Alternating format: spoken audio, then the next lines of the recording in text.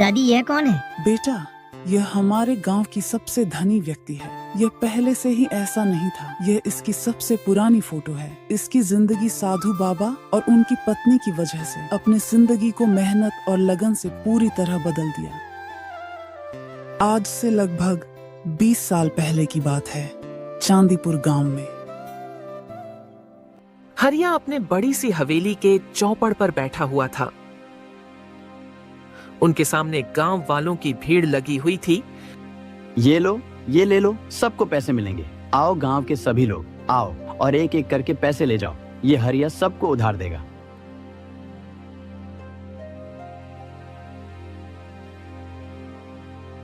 हरिया सबको रुपए उधार दे रहा था। आखिरी में उनके सामने गांव के सबसे बड़े आदमी सेठ मोहनलाल खड़ा था। वह मोहनलाल को रुपए देने ही वाला था कि तभी उनके मुंह पर किसी ने बाल्टी भरकर पानी फेंक दिया। दरअसल हरिया खेतों में बने चबूतरे पर सो रहा था और सपना देख रहा था। पानी से हरिया की आंख खुली। उसने अपने सामने देखा तो सेठ मोहनलाल खड़ा था। क्यों रे निकम्मे कामचोर, तुझे मैंने यहाँ पक्षियों को हमारे खेत से दूर हटाने के लिए भेजा था, ना कि यहाँ सोने के लिए। अरे मालिक, आप भी ना।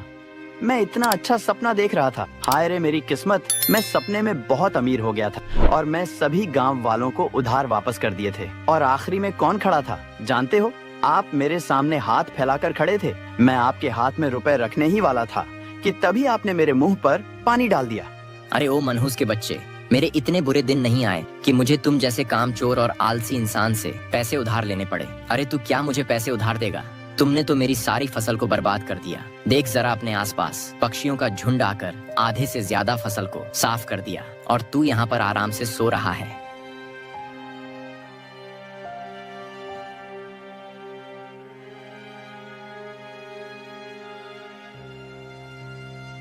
अब जाने भी दो मालिक।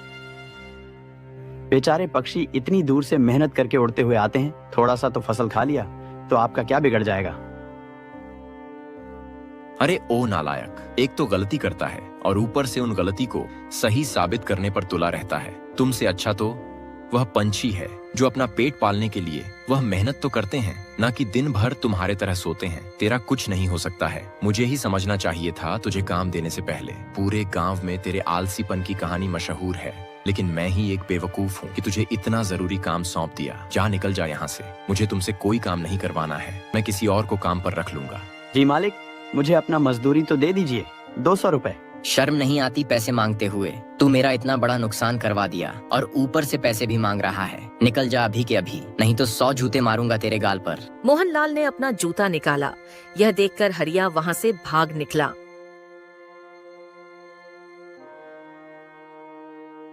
रास्ते में उनका दोस्त बिरजू मिला। अरे भाई हरिया, भागते हुए कहाँ जा रहे हो? अरे भाई बिरजू, यह मोहनलाल पागल हो गया है। मुझे जूते से मारने चला था। अरे भाई, लेकिन हुआ क्या था? अरे कुछ नहीं, जरा सी आंख लग गई और मैं सपना देख रहा था। तभी पंछियों ने आकर थोड़ी सी मटर की फसल खा ली। बस इतनी सी बात से गुस्सा हो गए और मुझे काम से निकाल दिया। और तो और मुझे जूते से भी मारने वाला था। अरे भाई, इतनी विनती करने के बाद तो सेठ मोहनलाल माने थे तुम्हें काम पर रखने के लिए, और तुमने वहाँ भी काम चोरी कर दी। अब क्या करोगे? अब क्या, देखता हूँ। अभी तो घर जाता हूँ, तुम्हारे भाभी मुझे सुनाएगी।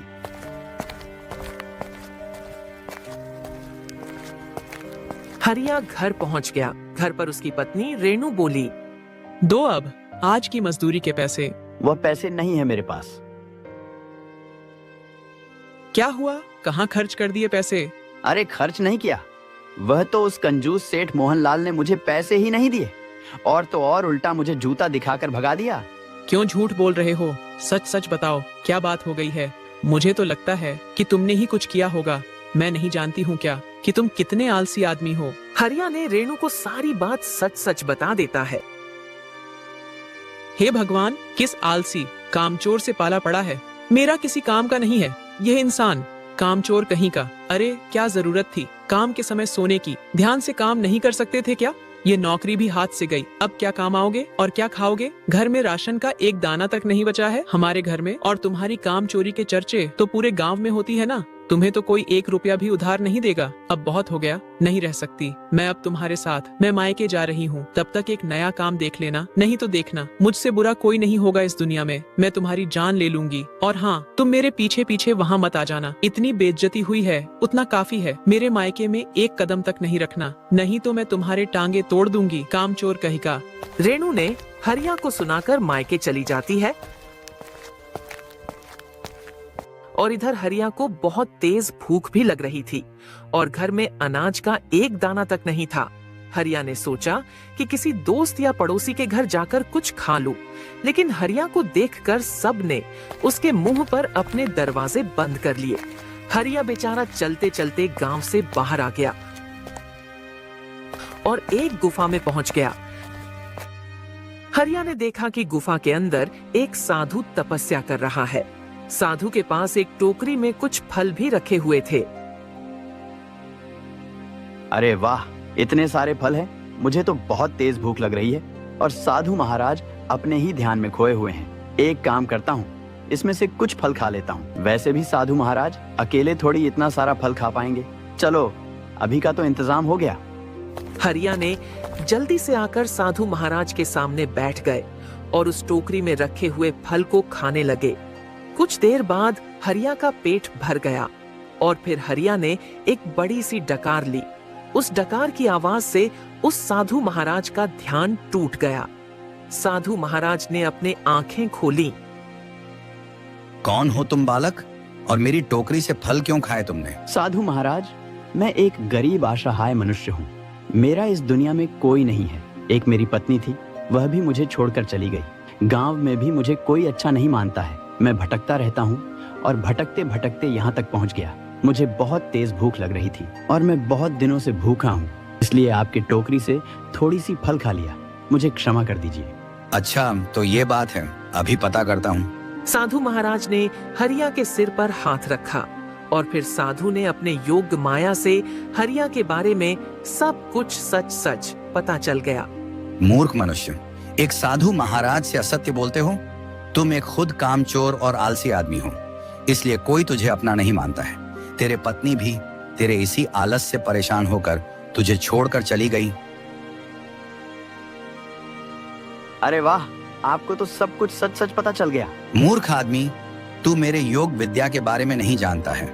मैं अगर किसी के सिर पर हाथ रख दूं तो उसकी सारी कुंडली निकाल सकता हूं। तू एक आलसी और कामचोर व्यक्ति है, तेरे इसी आलस की वजह से। कहीं एक जगह पर तू काम के लिए नहीं टिक सकता है। जहां भी काम करने जाता है वहां तू काम चोरी करता है और दूसरों का बहुत ज्यादा नुकसान करवाता है, और तुझे इस बात का जरा सी भी शर्म नहीं आती है। साधु महाराज, अब आप ही बताइए कि मैं क्या करूं? बालक, तुम अपने हाथ आगे करो। मैं तुम्हें ऐसी शक्ति दे दूंगा कि तुम लगातार 14 घंटे तक खड़े रहकर काम कर सकोगे। अपने हाथ आगे बढ़ाओ बालक। लेकिन साधु महाराज, इतना काम, इतनी मेहनत करने की क्या जरूरत है? इंसान को जीने के लिए लगता ही क्या है, सिर्फ 2 वक्त का खाना पानी, उतना मिल जाए काफी है। 2 वक्त का पेट भरने के लिए इतना सारा काम मुझे तो नहीं होगा साधु बाबा। पूरा दिन काम में गवा देना मुझे तो सही नहीं लगता है। साधु महाराज ने हरिया को मेहनत करने का महत्व समझाने लगे, लेकिन वह हरिया मान ही नहीं रहा था। अच्छा, तो साधु महाराज आप बताइए, आप जीने के लिए रोटी कैसे कमाते हैं? मैं अपने रोटी कमाने के लिए कुछ नहीं करता मूर्ख आदमी। मैं तो ज्यादातर समय इसी गुफा में तपस्या करके बिता देता हूँ। ईश्वर के पास जाने के लिए दिन भर तपस्या करता हूँ। मैं ज्यादातर समय ध्यान और तपस्या में बिता देता हूँ। मुझे तो भूख ही नहीं लगता है, लेकिन इस शरीर को चलाने के लिए अन्न ग्रहण करना अनिवार्य है। इसलिए मैं गांव गांव जाकर भिक्षा मांगता हूँ। लोग मुझे फल, कपड़ा, भोजन भिक्षा के रूप में देते हैं। वही खाकर इस शरीर को भरण पोषण करता हूँ। अरे वाह, यह भी अच्छा ही है। तुम्हारा कुछ नहीं हो सकता है इस दुनिया में। मेरे इतने समझाने के बाद भी तुम्हें मेहनत का महत्व समझ में नहीं आया। तुम जाओ बालक, मेरे ध्यान का समय हो गया है। साधु बाबा आंख बंद करके ध्यान में चले गए। हरिया के दिमाग में एक तरकीब आई। हरिया ने अपने आसपास देखा, वहाँ साधु बाबा का कुछ कपड़े रखे हुए थे। हरिया ने वह कपड़ा उठाया और उस कपड़ा को पहनकर गुफा से बाहर निकल गया।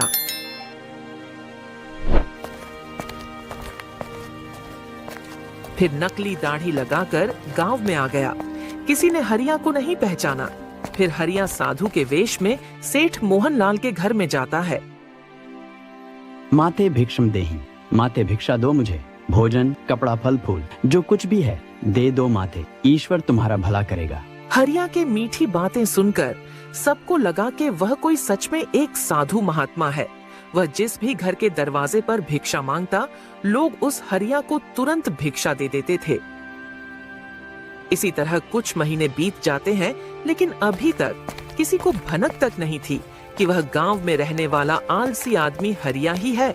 हरिया साधु के वेश में दिन भर एक बड़े से पेड़ के नीचे आंख बंद करके बैठा हुआ रहता था। गांव वालों को लगता कि साधु महाराज ध्यान कर रहे हैं। जब हरिया को भूख लगती थी तो भिक्षा मांगने के लिए गांव की ओर चला जाता था। रात में सभी गांव वाले अपने अपने घरों में सो जाते थे। उसके बाद हरिया अपने घर में जाकर सो जाता था। फिर एक दिन रात को सब सो गए और हरिया अपने घर जाने लगा। तभी गांव के ही एक आदमी केशव ने हरिया को देख लिया। साधु महाराज, इतनी रात को आखिर जा कहाँ रहे हैं? मुझे देखना चाहिए। फिर केशव ने साधु के रूप में हरिया का पीछा करने लगा।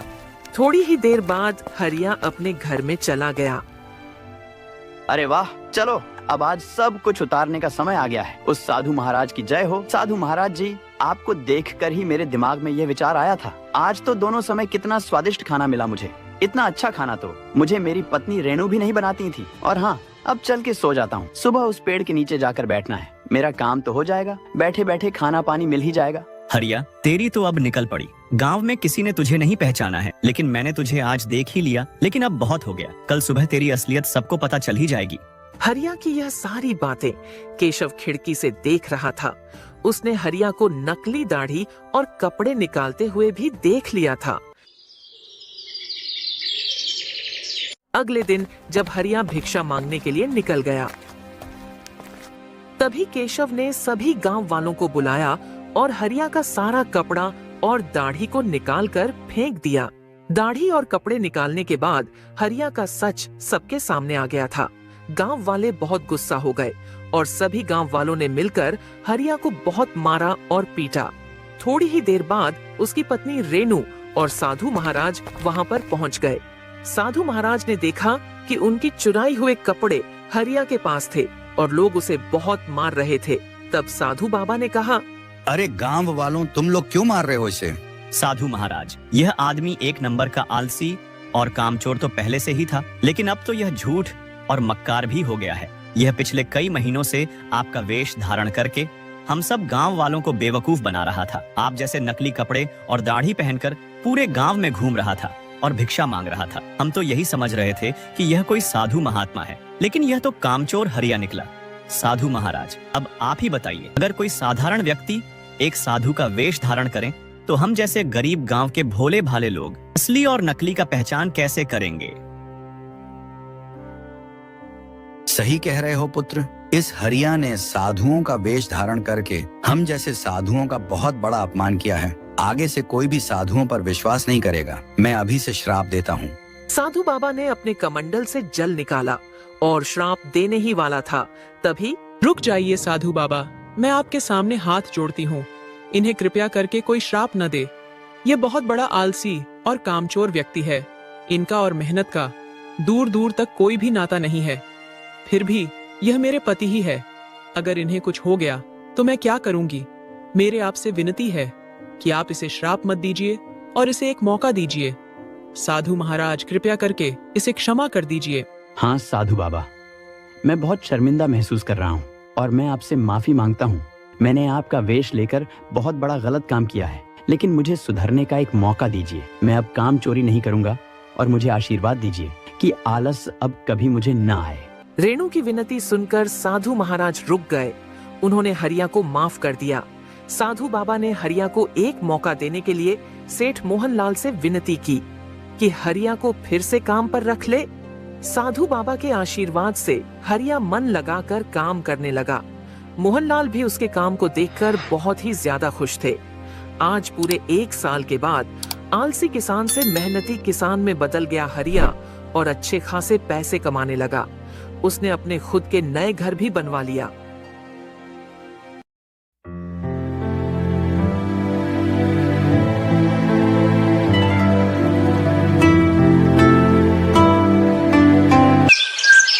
समय की बात है, बजरंगपुर नाम का एक बहुत ही सुंदर गांव हुआ करता था।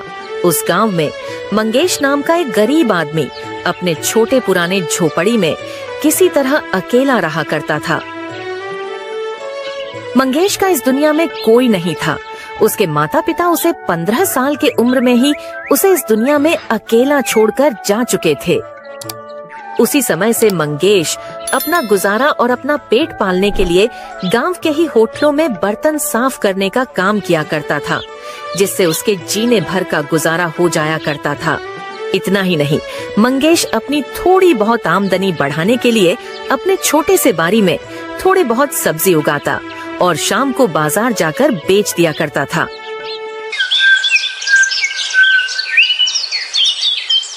एक दिन मंगेश होटल के मालिक रतन लाल से पगार बढ़ाने की बात करता है। मालिक, मैं अपनी पगार थोड़ी बढ़ाने को बोल रहा था। जो आप पगार देते हैं उसमें मेरा गुजारा नहीं हो पाता है।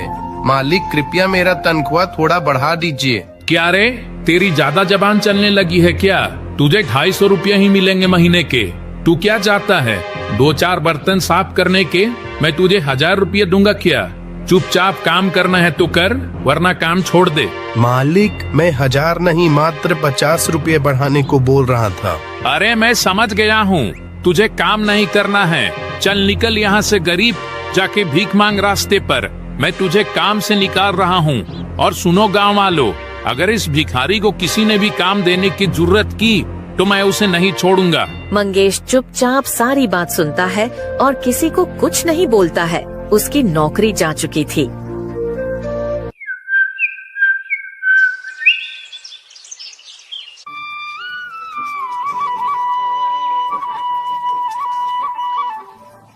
अरे रवि भाई, मुझे 1 किलो चावल दे दो। देखो मंगेश भाई, मैं तुमको कल से कोई भी सामान नहीं दे पाऊंगा, क्योंकि मेरे दुकान पर तुम्हारा उधार बहुत हो गया है। अब मैं इससे ज्यादा और कर्ज नहीं चढ़ा सकता। मेरी भी तो मजबूरी है, मेरे भी बाल बच्चे हैं, मेरा परिवार है। तो तुम बताओ, मैं और उधार कैसे चढ़ा सकता हूँ? ठीक है रवि भाई, आज मुझे उधार दे दो। कल से मैं उधार लेने नहीं आऊंगा। रवि मंगेश को 1 किलो चावल दे देता है। मंगेश चावल लेकर अपने घर चला जाता है।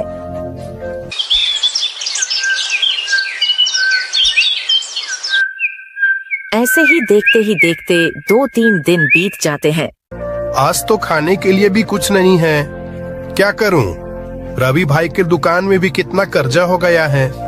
वह तो अब मुझे एक दाना भी उधार नहीं देगा। क्या करूं?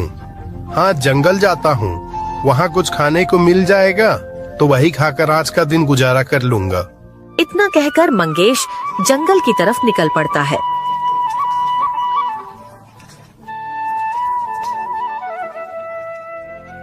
मंगेश पूरा जंगल घूम लेता है, लेकिन उसे जंगल में एक भी फल फूल नहीं मिलता है।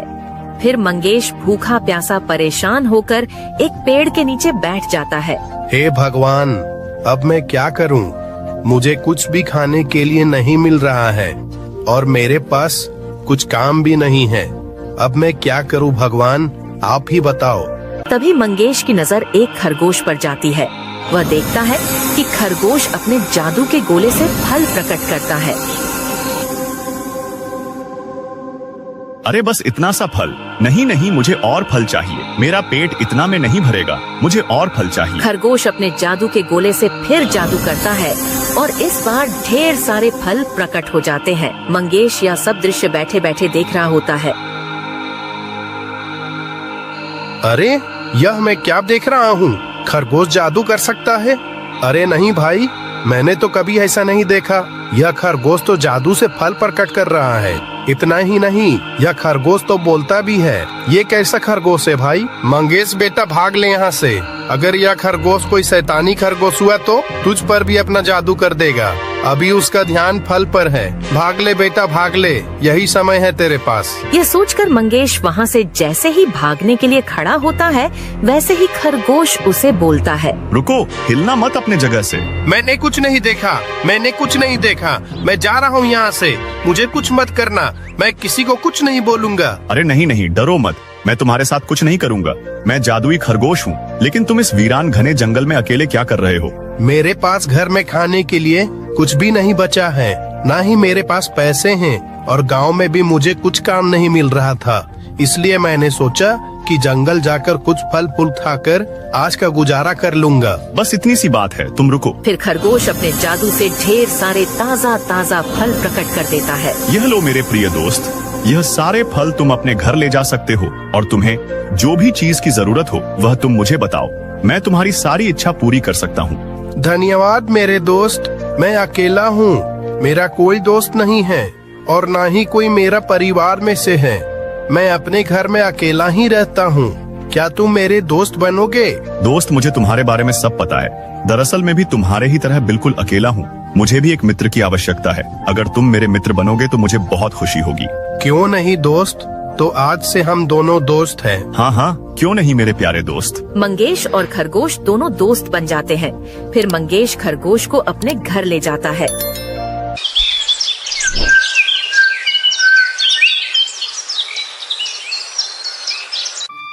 मेरे नन्हे मित्र, मुझे माफ करना, मेरे पास तुम्हें खिलाने के लिए कुछ भी नहीं बचा है, क्योंकि मेरे पास एक भी पैसे नहीं बचे हैं, ना ही मेरे पास कुछ खाने को बचा है। अरे तुम चिंता क्यों करते हो मित्र, मेरे पास खाने की कोई कमी नहीं है, बस तुम देखते जाओ। तभी वह खरगोश अपने गोले से जादू करता है और ढेर सारे स्वादिष्ट भोजन प्रकट हो जाते हैं। वाह मित्र, तुमने तो कमाल ही कर दिया। बहुत दिनों के बाद मैं तुम्हारे वजह से अच्छा खाना खा पाऊंगा। ये तो मेरा दोस्त होने का कर्ज है। तुम बस मुझे जो चाहिए वह बता देना। तुम्हें खाने में क्या क्या पसंद है, मैं तुम्हारे लिए वही ला दूंगा। फिर मंगेश भरपेट खाना खा लेता है। खाना कैसा लगा मेरे दोस्त? खाना तो बहुत ही अच्छा था मित्र, लेकिन तुमने इतना सारा खाना ला दिया है कि मैं इसे 3 दिन तक भी खाऊं तो ये खत्म नहीं होगा। क्या ये खाना खराब नहीं होगा क्या? तुम उसकी चिंता मत करो मित्र, मेरे जादू से लाए हुए कोई भी चीज खराब नहीं होती है। जादुई खरगोश के मंगेश की जिंदगी में आने पर मंगेश की जिंदगी पूरी तरह बदल गई थी।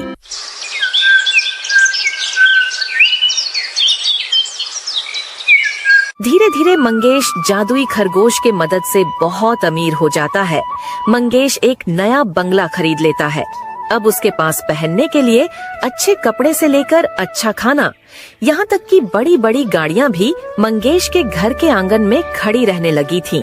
इसी बीच मंगेश अपना एक व्यापार भी शुरू कर लेता है और दुकान में जब भी कोई भी चीज की कमी होती तो खरगोश अपने जादू से उसे पूरा कर देता।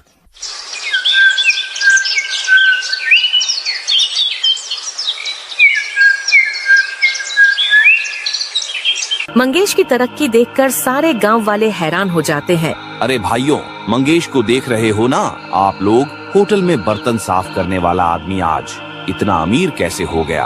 कुछ दिनों पहले ही तो उसने मेरे दुकान से 1 किलो चावल उधार लिया था। अरे हाँ भाई, मंगेश ने तो कुछ ही दिनों में बहुत तरक्की कर लिया। कुछ दिन पहले ही तो वो मेरे पास 50 रुपए उधार मांगने आया था। जो भी बातें गांव वाले के बीच हो रही थी, वो सारी बातें रतनलाल चुपचाप सुनता है और मन ही मन सोचता है, इस मंगेश के बच्चे के पास इतना पैसा कहाँ से आया? कुछ दिनों पहले ही तो मैंने उसे काम से निकाला था। मंगेश के तो कुछ दिनों पहले ही खाने के लाले पड़े हुए थे। पूरा गांव तो उसे कर्जा वापस मांगता था। आज वह इतना बड़ा सेठ कैसे बन गया? जरूर दाल में कुछ काला है। पता करना पड़ेगा रतनलाल, पता करना पड़ेगा। इस मंगेश के बच्चे को तो मैं छोड़ूंगा नहीं। दरअसल रतनलाल मंगेश की तरक्की से बहुत जल रहा था। अगले दिन रतनलाल चुपचाप मंगेश के बंगले की खिड़की से झांककर सारी बातें सुनने लगता है। मेरे मित्र, ये लो तुम्हारा पसंदीदा खाना। अरे मेरे मित्र, यह तो मेरा पसंदीदा लड्डू है। हाँ मित्र, तुमने मेरी सारी इच्छा पूरी की है और वक्त आ गया है कि मैं भी तुम्हारी इच्छा पूरी करूं। मैं तुम्हारी तरह जादू तो नहीं कर सकता, लेकिन ऐसे तो जरूर तुम्हारी इच्छा पूरी कर सकता हूँ। तुमने मेरे लिए जितना किया है उतना ही काफी है मेरे दोस्त। खरगोश को बोलता देख रतनलाल हैरान हो जाता है और साथ ही साथ दोनों की पूरी बात साफ साफ सुन लेता है। अच्छा, तो ये बात है। ये सब करामत इस बोलने वाले जादुई खरगोश का देन है। इसी चिरकुट की वजह से आज मंगेश माला माल होता जा रहा है। रुक मंगेश, तुझे मैं बताता हूँ। रतनलाल रात होने तक का इंतजार करता है।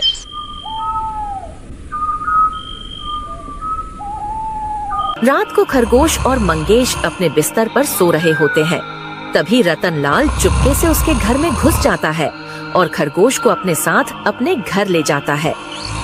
अरे चिरकुट, चुपचाप जादू कर और मेरे लिए सोने और पैसों का ढेर लगा दे। मुझे छोड़ दो, मैंने तुम्हारा क्या बिगाड़ा है? ना ही मैं तुम्हारे लिए कोई मैं जादू करूंगा। अरे क्या देख रहा है? तुझे अपनी जान प्यारी नहीं है क्या? चुपचाप जादू कर वरना तुझे नहीं छोड़ूंगा। नहीं नहीं, मैं जादू नहीं करूंगा। मेरा जादू सिर्फ अच्छे लोगों के लिए है। तुम बुरे हो और बहुत ही ज्यादा लालची हो और साथ ही साथ बुरे इंसान हो। तुम किसी प्राणी की जान लेने के बारे में कैसे सोच सकते हो? तू अपना बकवास बंद कर चिरकुट और चुपचाप जादू कर। रतनलाल के कई बार बोलने पर भी खरगोश नहीं मानता है, इसलिए रतनलाल खरगोश को मार देता है। तू मेरे लिए जादू नहीं कर रहा था ना? मैं देखता हूँ तू मंगेश के लिए कैसे जादू करता है। उधर जब सुबह हुई तो मंगेश खरगोश को अपने पास न देखकर बहुत ही ज्यादा परेशान हो जाता है और खरगोश को पूरे घर में ढूंढने लगता है। अरे मित्र, कहाँ हो तुम? कहाँ हो तुम? किधर हो? मेरे पास आ जाओ। कहाँ हो तुम? तुम मेरे साथ मजाक कर रहे हो तो आ जाओ मेरे पास। मैं हार गया हूँ तुमसे। कहाँ हो? कहाँ हो मेरे मित्र? जल्दी आ जाओ मेरे पास। कहाँ हो? कहाँ हो मेरे मित्र? लेकिन उसे कहीं से भी कोई उत्तर नहीं मिलता है। यहाँ तक कि मंगेश उसे पूरे बंगले में ढूंढता है, लेकिन उसे खरगोश का कहीं से भी कुछ पता नहीं चलता है। मंगेश बहुत ही ज्यादा परेशान और दुखी हो जाता है और वह निर्णय करता है कि खरगोश को ढूंढने वह उसी घने जंगल में जाएगा जहाँ से वह उसे लाया था। यह सोचकर वह उसी रास्ते से घने जंगल की ओर जंगल जाने लगता है और कुछ समय बाद उसी जगह पहुँच जाता है। अरे मेरे मित्र, कहाँ हो? मेरे पास आ जाओ। कहाँ हो मेरे मित्र? सारी की सारी मेरी ही गलती है। मैंने तुम्हारा ध्यान नहीं रखा। तुम मुझे कहाँ छोड़कर चले गए? आ जाओ मेरे मित्र, मेरे पास आ जाओ। मंगेश खुद से बातें कर ही रहा होता है कि तभी वहाँ पर एक बाबा जादू से प्रकट होते हैं और मंगेश से कहते हैं, तुम कौन हो वत्स? और इस घने वीरान जंगल के बीच में किसे ढूंढ रहे हो? आप कौन हो? मैं तो अपने मित्र को ढूंढ रहा हूँ। बेटा, मैं तुम्हारी परीक्षा ले रहा था। मैं जानता हूँ तुम इस जंगल में क्या करने आए हो। तुम अपने दोस्त खरगोश को खोज रहे हो ना? हाँ बाबा, हाँ, आप सही बोल रहे हो। मैं तो अपने दोस्त खरगोश को ही ढूंढ रहा हूँ। बेटा, उस खरगोश को मैंने ही तुम्हारे लिए भेजा था, तुम्हारी मदद करने के लिए। लेकिन उस दुष्ट रतनलाल ने चुपचाप रात को तुम्हारे घर से चुराकर अपने घर में लेकर उसे डरा धमकाकर उसे जान से मार दिया। मेरे दूत को मारने का बदला मैं उससे अवश्य लूंगा। यह सुनकर मंगेश बहुत दुखी हो जाता है और बोलता है, बाबा जी, क्या आप मेरे मित्र को वापस नहीं ला सकते हो क्या? कृपया आप मुझे मेरा मित्र लौटा दें। मैं आपका जीवन भर आभारी रहूंगा। अच्छा ठीक है बेटा, तुम इतना बोल रहे हो तो ये लो तुम्हारा मित्र। फिर बाबा जी अपना जादू करते हैं और खरगोश प्रकट हो जाता है। मंगेश अपने मित्र को वापस जिंदा देखकर बहुत ही ज्यादा खुश हो जाता है और कहता है, अरे मेरे मित्र, कैसे हो तुम? दोनों के बीच बातचीत होने लगती है। तभी बाबा जी गायब हो जाते हैं और मंगेश और खरगोश खुशी खुशी अपने घर चले जाते हैं।